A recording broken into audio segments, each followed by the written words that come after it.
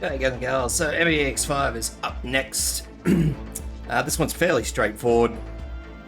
The challenge mode is, though, that 4 tiles in the battlefield are no longer available for deploy.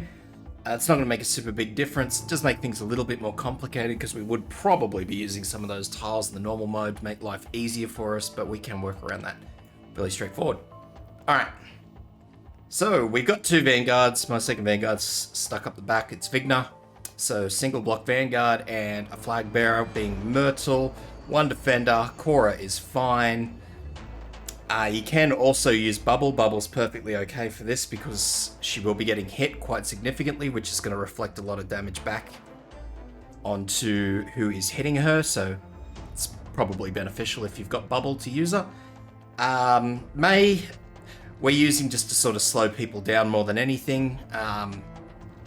We're using her with its skill 2 single target healers. You can use an AoE healer if you really want. It's up to you guys. By an AoE healer, I mean Perfumer, just so she has the map-wide heal talent going. It will make your life a little bit easier if you do probably use Perfumer. Wherever my Perfumer is. I think I just went past her. I think she's 50. There she is.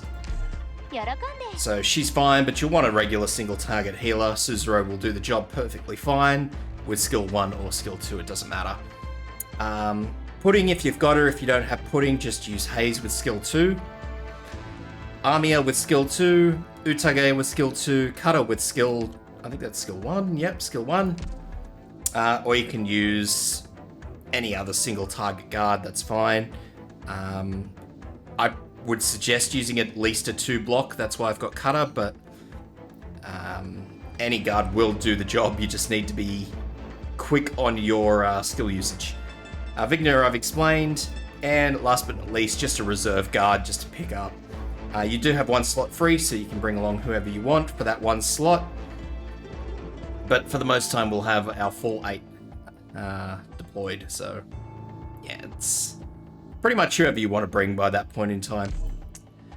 Alright, so this is it. Yeah, if this helps, leave a sub because it helps me out. It doesn't help me speak better though, unfortunately. And let's get into this. Alright, our first one in is going to be Myrtle, obviously, because we want to get our deployment points. And then we're going to get Vigna in just over here. After that, we'll be plopping in May. As soon as we get our deployment points to do so. So May in over here facing up. Should be worrying about these enemies up at the top here. She probably won't do the greatest job in getting rid of them, but she will get rid of them. AoE healer here.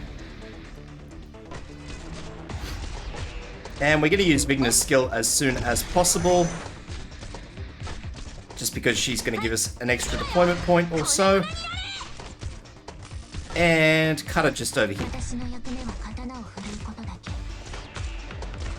May's skill as soon as it's ready. So she can get rid of this enemy up the top here. Save Cutter's skill, because you won't need it immediately.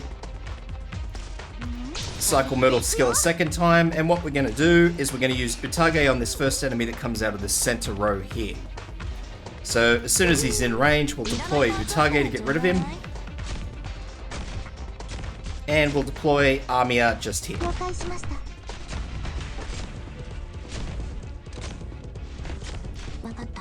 Cutter's skill, just to make life easier for her. Utage out as soon as she's done.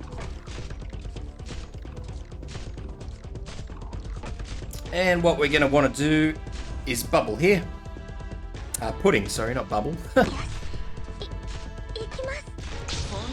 Second cycle of that skill, and we're not really waiting for this. What we're going to do is, as soon as that 1 point is saved, pull everybody back out. Healer, defender, and that's our setup pretty much. Fast forward from here. And just cycle Cutter's skill as you feel you need to. May's skill again for this guy because he won't stand around and wait, so we're just going to want to try and do as much damage to him as we can. Stun him. We're going to use Pudding's skill here because this guy is probably going to break before we can kill him. Which is going to activate this guy, which is going to be not good. So what we're going to do from here, he did just break, so we're going to put Melantha here.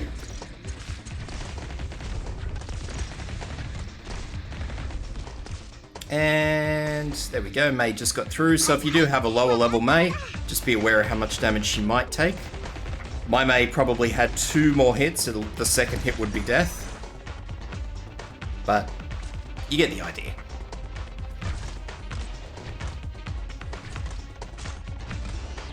Now ideally we would have Melantha up the top here, but in normal mode, oh sorry, in the challenge mode, those 2 are blocked off.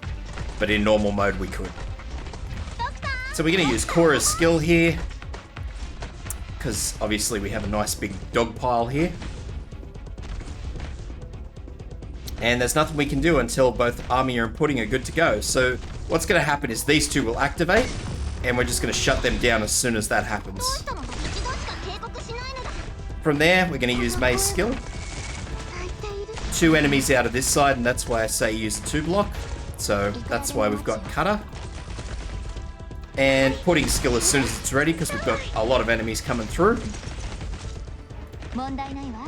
You may, depending on how high a level your Cutter is, need to use Perfumer's skill to keep her alive, but she's done. That's it. What's on the field now is it. Melantha's skill, and we're going to deploy Utage here.